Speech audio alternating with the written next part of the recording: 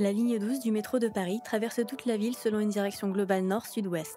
À son ouverture en 1910, cette ligne était nommée la ligne A et visait à relier les quartiers de Montmartre aux quartiers de Montparnasse et de Vaugirard au sud.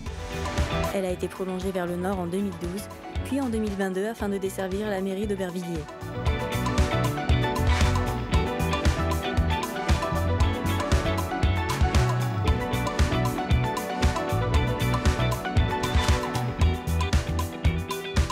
Bonjour et bienvenue sur la ligne 12 à Port-de-la-Chapelle. Je suis Lucas Perrottier, directeur de travaux au secteur RATP Agence Centre-Île-de-France.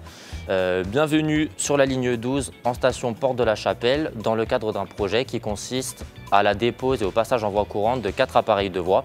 Ces travaux s'inscrivent dans le cadre du prolongement et du remaniement de la ligne 12 et viennent clôturer le marché pour lequel ETF est maintenant mandaté depuis 3 années. C'est une opération qui se déroule donc du 2 août au 9 août en 3-8 avec une amplitude 24-24 pour laquelle nous mobilisons une soixantaine de collaborateurs et avec un planning très serré avec des enjeux très importants et très regardés.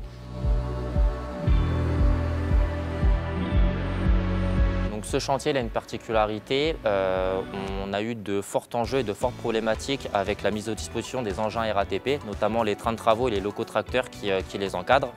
On a fait l'exercice avec nos collègues qui travaillent sur le chantier de remaniement de la ligne 6, de travailler avec des Unimog pour libérer ce type de matériel pour la réalisation des travaux sur Port-de-la-Chapelle, qui font qu'aujourd'hui c'est un chantier très regardé par la RATP, notre client, et pour lequel il y a de forts enjeux.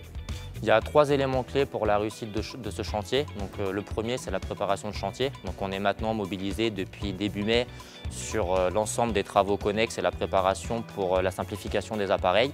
Le deuxième enjeu, c'est la communication avec notre client. Donc, c'est un accompagnement systématique et quotidien par l'intermédiaire de réunions de coordination et de réunions techniques.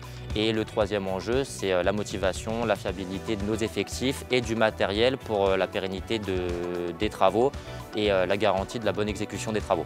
On travaille aujourd'hui avec des effectifs qui ont l'habitude de travailler sur le modèle de coupe, donc avec des enjeux de remise en exploitation et donc les enjeux de timing qui sont très serrés et pour lesquels nous sommes très attendus. On est fiers de participer et d'accompagner notre client dans la réalisation et l'exécution de cette opération. Et on sera fiers de voir circuler les trains au matin sur cette station et cette ligne, particulièrement la ligne 12, qui vient clôturer, comme je l'ai dit précédemment, l'extension et le prolongement de la ligne 12 jusqu'à Front Populaire.